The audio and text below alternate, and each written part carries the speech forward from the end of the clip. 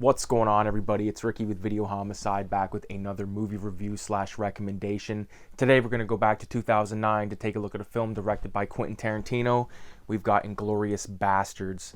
This is an amazing film. I really can't recommend this enough. If you're a fan of World War II, if you're a fan of old war movies in general, like, this is an amazing display of acting all over. You know, there's so many different languages. Like, this is a movie that if you're afraid of subtitles, stay the fuck away from this, because there's German, there's French, there's Italian, there's English. For people that can't speak English, who the fuck knows? But subtitles is something that doesn't bother me. It never has really bothered me, but I know that it's make or break for some people. But do not let that persuade you to not watch Inglourious Basterds. So basically, the story goes like this: Brad Pitt is in charge of this unit of American Jewish soldiers that are going to go over to Nazi occupied Italy, France, wherever, Africa, wherever the fuck they are, and they're going to kill a bunch of Jews, and basically, or not Jews, they're going to kill a bunch of Nazis, and Brad Pitt gives them all the task of giving them 100 Nazi scalps. So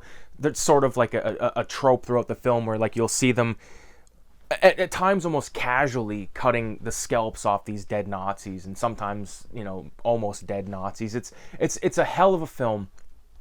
Now, that's just part of it, because Brad Pitt's team is doing their thing, but at the same time, there's this character called Hans, who's Hans Lofta, I believe, and he plays this guy they call him the Jew Hunter, and his job is to go out and find the Jews and send them to wherever, kill them, exterminate them on sight, whatever the fuck it is. And he basically comes in contact with this farm where they're housing some Jewish people, and it's at the beginning of the film, and it's a very famous scene where, you know, it's this long exchange over a glass of milk and a pipe of tobacco. Very powerful shit, because the thing about this is, like, the Nazi uniform to me is scary. It's a scary looking fucking uniform, and like to see, like, to just be like a farmer, you know, like tending to your fucking field, and these Mercedes-Benz fucking vehicles come pulling up, and these guys get out looking like the fucking the Empire from Star Wars, basically. Like, that's how they fucking look, and just muscle you in, and just that whole interaction like actually happened. Like, I guarantee that has happened like in real life back in like in 40s, early 40s in fucking France. Like, no, motherfuckers were getting killed on sight and getting taken to these camps and shit. And like, the thing that blows me away, and I'm not trying to get into a whole conspiracy thing, like, people that say that like the Holocaust like didn't exist, it's like, you're out of your fucking mind. You're out of your minds. There's so much proof and evidence and survivor stories and shit. It's crazy. Although I know some of those survivor stories are bullshit, because there was this one. Here we go. I'm depending on Netflix being fucking truthful, but they have that one about the guy that they called Ivan the Terrible, and basically there was a bunch of people that swore, yeah, this is him, and it ended up like not being him. Like, he was there, but he wasn't the guy, and people were like, I swear on my mother, that's him, blah blah blah. And it's like, hey pal, like, you're throwing motherfuckers under the bus. But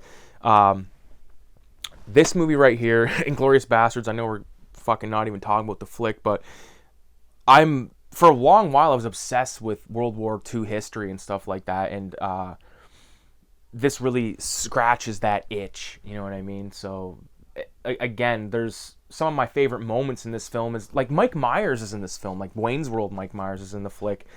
He plays sort of like this I don't know if he's based on a real person, but like an English general or some shit like that. That's a good moment. My favorite character is the guy Hugo Stulitz, whatever the fuck it's the guy that's from SLC Punk. I'm like almost positive, like the guy from SLC Punk that's like, my shower has 6 settings, all of which I will show you now. Like, that dude is in this flick, and he plays a badass motherfucker. He is just a murderous prick. Like, that scene in that basement bar, like at the end of it, like the climax of that, like you watch like the SLC Punk guy like stab this dude in the back of the fucking head with a huge knife multiple times. Crazy shit. That's one thing, man. This is definitely KMB effects, because motherfucking Nicotero's in this film. He plays the guy that the one dude sticks his hand like in his mouth. That's like while he's in his bed. I thought that was crazy. That might have been the first time I caught that tonight, honestly. Obviously the bear juice scene where he comes out of that, he's like, I don't know, he's in like some sort of like bunker or something, and you can hear him like hitting the baseball bat against the wall, and Brad Pitt's hyping him up and shit, and he's like, well, Donnie's gonna bash your head in. It's close as we get to going to the movies or some shit like that. And like, oh man, I love the whole team. I love all the bastards. I love I don't know what his name was, but he was in Freaks and Geeks. He was also on the Kevin Pollak chat show, I believe, which was a podcast. I don't think it's still happening, but a really good one. And he was like the co-host. I love that actor. He's a great guy. Again, Eli Roth is in the film, and he blows fucking Hitler away, and he's like shooting the shit out of his dead body. If you want to see a cool behind-the-scenes documentary, watch one called Nightmare Factory. It's actually about K&B Effects. Greg Nicotero, Howard Berger, and Robert Kurtzman. Really good stuff. But you see like behind the scenes of Inglourious Basterds when he's shooting the shit out of that fucking Hitler body double, whatever the fuck you want to call it, prosthetic. But I'm just trying to think of some other, I don't want to forget anything. Like that whole like fucking slimy cocksucker Hans, how at the end like he thinks he's gonna get his way, and then they end up marking him up, and I really did like that. I thought the movie ended on a good note, although all of our like guys died, including the cocksuckers. But I like the idea of the guy that's killed all these people, killed like 300 people, and then they made a film about him and like used him in the film, and like that, I don't know, I thought that was like, I didn't really give a fuck about any of that. Like that wasn't moving me. Like the shit that was moving me was like the Shoshana character, which was, that's like a fucking part I forgot to talk about in the whole goddamn video. So Shoshana is a survivor of one of Hans's raids, the raid at the beginning of the film, and she ends up getting this movie theater, inherits this movie theater somehow, and she basically is approached by the Nazis to play this new film by Hans Gruber, I believe it was, in this little movie theater, and they agree to do it, and she ends up fucking planning this thing to kill them all, but at the same time the bastards are planning this shit to kill them all, so you get a good mix. And like, I don't want to make it sound like I didn't care about what the fuck did I just say I didn't really give a fuck about?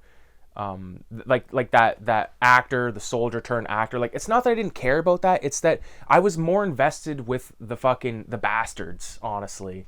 Like Shoshana's story, yeah, sure, I liked it, and I really enjoyed that one shot in particular where she's like sitting in a coffee shop, like smoking, like reading a book with like a red cover. I just thought it was a very cinematic shot, really looked like a painting almost. So that, I want to cover my tracks and all that shit. I love Tarantino. This isn't my favorite Tarantino at all, but it's definitely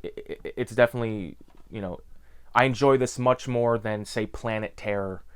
And I don't know if I enjoy this more than Jackie Brown or not, but though, like, it sort of goes like Grindhouse, Planet Terror, or maybe it's called Death Proof. I forget. Those movies, they both, I gotta watch them again because it's been so long, and I kind of want to do like a thing where I review all of the Tarantino flicks. So starting with this one, I guess, but and you'll see at the very end I'll do like a roundup and rate them. But Kill Bill's definitely at the top, Django's at the top, Hateful Eight's at the top, Reservoir, Pulp, obviously, but Kill Bill's probably one of my favorite things because when I first saw it, I remember I just was like blown away. I was blown away by it, dude. I'd never seen anything like that. It sort of felt like, well, it is like this. I was gonna say it sort of felt like the guy that made Pulp Fiction made a kung fu film. Well, that's what he did, And if you take Kill Bill 1 and 2 and just put those back to back, like, love that shit. So, Inglourious Basterds. Hopefully you guys have seen this. Hopefully, if you haven't, I've persuaded you to check this shit out. Really good World War II flick with the Tarantino twist. So I appreciate everybody for watching. For anybody that's interested, I've got a zine called Cinema 187, and the 6th issue is now currently in print. It's all it's the Satanic edition, so if you want to get a hold of this, you can message me at cinema.187 on Instagram, or you can go to the link tree in the description of this video and check out the website. My email's on the website, so that's all. Adios, 666.